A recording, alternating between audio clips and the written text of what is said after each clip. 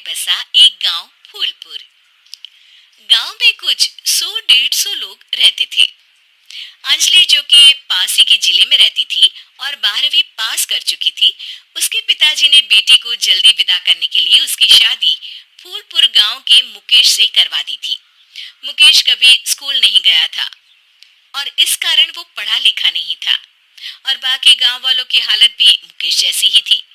मुकेश के घर में उसके माता पिता भी रहते थे।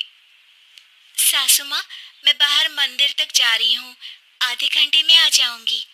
अरे अभी कहीं जाने की जरूरत नहीं है, चुपचाप जाके रसोई में रात के खाने की तैयारी करो।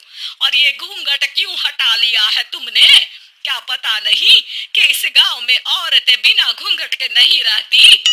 रात में अंजलि छत पर जाकर अपनी मम्मी से बात कर रही होती है। तभी गांव की 3-4 औरतें उसे देख लेती है और दरवाजे पर आकर उसकी सास से शिकायत करने लगती है। और क्या हुआ? अरे छत पे तो देखो, आपकी बहू मटक मटक के किसी से फोन पर बात कर रही है। दिन भर फोन पे लगी रहती है। अरे कल तो मंदिर के पास वो क्या कहते हैं, सेल्फी ले रही थी। शहर की बहू रखना अच्छा शान की बात है, पर देखना इसके लक्षण से ये तो तुम्हारे परिवार को बदनाम ना कर दे। ये पहली बार नहीं था जब सास से गांव के लोगों ने अंजलि की बुराई या शिकायत नहीं की हो। अब तो ये रोज की बात थी। अंजलि ये सब सुन लेती है। जब वो नीचे जाती है तो मुकेश भी वहां आ जाता है।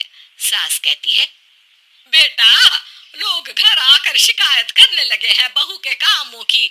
देख लो, पति हो, संयम से रखो इसे। माँ जी, मैं तो अपनी माँ से बात कर रही थी, क्योंकि यहाँ कोई बात करने लायक ही नहीं है और अब मैं माँ के पास ही रहूंगी। वहाँ क्या रहना, वहाँ बाहर के लोग तो ठीक है, पर घर के लोग भी इज्जत ना दे सके। अरे नहीं नहीं अंजलि, ऐसा नहीं है, धीरे धीरे सब ठीक हो जाएगा, तुम फिक्र ना करो। अरे बस कुछ बोलना ही नहीं है, सर पे चढ़ा रखा है बहू को। सास मुकेश की नरम बात सुन के वहां से मुंह चढ़ाकर चली जाती है। मैं तो कहती हूँ हम दोनों शहर चले जाते हैं। मैं पढ़ी लिखी हूँ, मुझे वहाँ नौकरी भी मिल जाएगी और थोड़े दिनों में आप भी वहाँ कुछ काम ढूंढ लेना। अरे नहीं नहीं अंजलि, हम यहाँ ना गांव का खेत, माँ पिताजी को छोड़कर शहर नहीं जा सकते। माँ पिताजी को कैसा लगेगा और गांव वाले क्या सोचेंगे? ये कहकर मुकेश सोने चला जाता है और अंजलि की गांव वालों द्वारा बुराई का सिलसिला बहुत दिनों तक चलता ही रहता है। लेकिन अंजलि गुस्सा ना दिखाते हुए समझदारी से काम लेती है। बारिश का मौसम चालू हो जाता है। जोरदार बारिश से पूरे गांव में हाहाकार मच जाता है। दुर्गा नदी में बाढ़ आ जाती है और बाढ़ का पानी पूरे गांव की फसल तबाह कर देता है। फसल की ये हालत देखकर गांव वाले निराश हो जाते हैं और बात तो यहाँ तक पहुँच जाती है कि कुछ लोग तो अंजलि को इस सब का दोषी ठहरा देते हैं। अरे पूरी फसल तबाह हो गई, पता नहीं किसकी नजर लग गई है। अरे जब से चौधरी परिवार में ये शहर की बहू आई है ना, तब से ही गांव की शांति चली गई है। इसके कर्म कांड से माँ दुर्गा नदी भी खुश नहीं है। ये सब सुनकर बेचारी अंजलि रोते हुए अपने घर चली जाती है। कुछ दिन बाद सभी गांव वाले अपनी फसल का मुआवजा लेकर अपने अपने घर आते हैं। मुकेश भी 1500 लेकर आता है। अंजलि को जब पासबुक दिखाता है तो अंजलि हैरान हो जाती है। अरे, ये पासबुक में तो उन्होंने 4000 की एंट्री करी है और आपको सिर्फ 1500 दिए। सच में? अरे वो सरकारी अफसर आपको बेवकूफ बना रहे हैं। सरकार की तरफ से हमें 4000 मिले हैं, लेकिन बाकी का सारा पैसा खुद ही खा रहे हैं।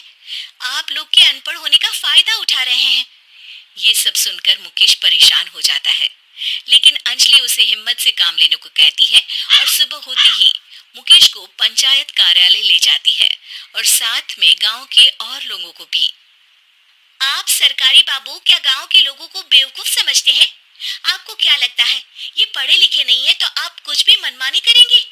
ये बेचारे दिन रात इतनी मेहनत करते हैं, ये हमारे अन्नदाता है और आप इनके साथ ऐसा धोखा करते हैं।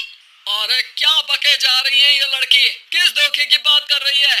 अपने कांड करके नदी माँ को नाराज करके हमारा नुकसान करके इसे चैन नहीं मिला क्या? सरपंच जी, इन सरकारी बाबू ने मुझे बेवकूफ बनाया है और मेरे हिस्से के पैसे खुद चट कर गए। बस ये सुनते ही सरपंच वहां से दुम दबाकर भाग जाता है।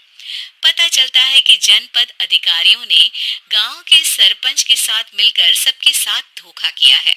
सब लोगों का विरोध शुरू हो जाता है और आखिर में अधिकारी सब गांव वालों के हिस्सों के बचे हुए पैसे उन्हें लौटा देते हैं और कई दिन तक सरपंच गांव में लौटता ही नहीं।